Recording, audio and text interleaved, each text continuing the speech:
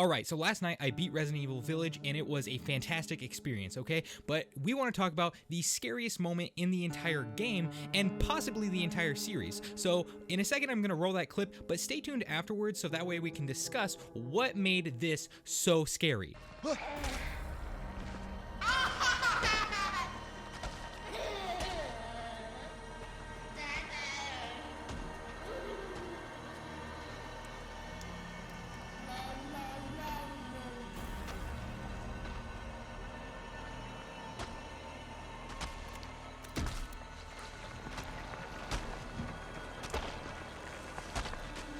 During your stay in the village, you're trying to track down and kill the four lords, who are essentially Mother Miranda's children, so to say, her experiments, let's put it that way. Well, they have something that you need, which I won't say for spoiler reasons, but they have something that you need to fulfill the end goal of the game. So, as you're tracking down, one that you come across is named Bien Vieto, I think is how you say it, I'm not sure, but let's just call her the doll lady, okay? She is already quite a terrifying character because what she does is manipulate this little marionette doll type deal, and it looks like it's living while she stays somewhat invisible or can peer in and out of visibility, and when she appears, she looks like a woman in black, like the woman in black with Daniel Radcliffe. So on the way to her house and trying to defeat her, you find out that she has the ability to cause hallucinations through the use of these flowers that is connected to her parasitic attachment. Now, the interesting thing is that because you are breathing in some of the pollen that's in the area, she has the ability to manipulate your mind. So not only do we already have the scary elements of a creepy lady in black, a creepy doll and doll house complete with multiple marionette dolls, but now you have a lady who can have access to your internal thoughts and struggles and bring out the worst elements and the most scary things in the deepest crevices of your mind. Just think about that for a second. That is a terrifying and petrifying thing. Inherently, while you're searching the house, you stumble up on the basement area, which is where the item is located, and you go into a room after going through multiple very long hallways. The way they use the long hallways is very strategic in facing and confronting and having no escape. You have to go forward. That is a big element in what makes this particular segment so scary. So after you enter the room, you see that Angie, the little doll that the woman in black controls,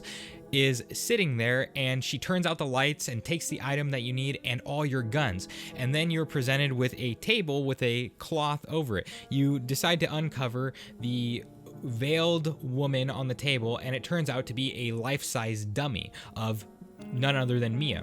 So now you go through a couple puzzle segments of trying to figure out how to unlock a couple doors, and you are going into this well to find more items. After you return to the area where the gigantic doll, life-size doll was, it is missing and all the lights are out again, with only light coming from a reddish hue tone emergency light. The other thing you notice is that on the floor there is a trail of organs leading out the path. So all these things are subconsciously preparing your mind for this doll to jump out and freak the ever-living patooties out of you.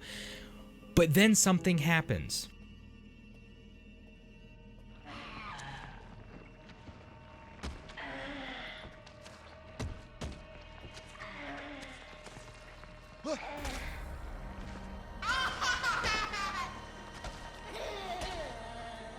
The game chooses to subvert your expectations by using a deformed, almost aborted-esque baby creature instead of using the life-size dummy, which is so brilliant because you go in expecting that and you are taken so off guard that it sends chills up your spine. You have to immediately start backtracking because it takes up the entire girth of the hallway. You know, if it's just a singular enemy, you might be able to go around them, and maybe, you know, if they're not too big, but this thing is so huge you have to backtrack.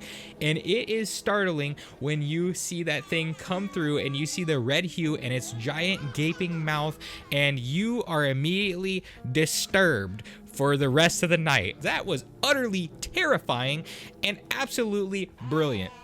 I gotta say, I wish there was more moments like this all throughout Resident Evil Village, but sadly this is like the one truest moment of pure horror, and there is a couple reasons why it works so well.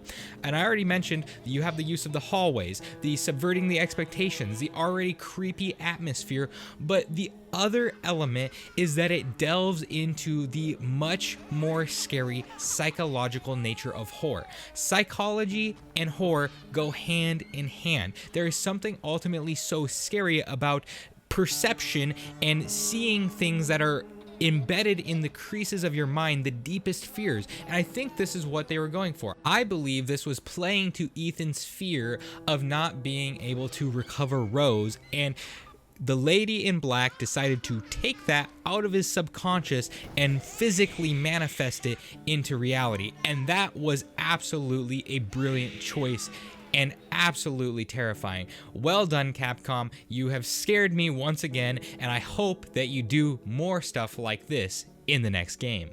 But anyways, thank you for watching the whole video. I hope you too are enjoying Resident Evil Village, and please do subscribe if you're new here and click that bell notification so you can stay up to date with all my content. And be sure to like this video if you enjoyed it or you felt like it brought you value to your day. Thank you so much, and you guys have a great day, and I'll see you in the next video.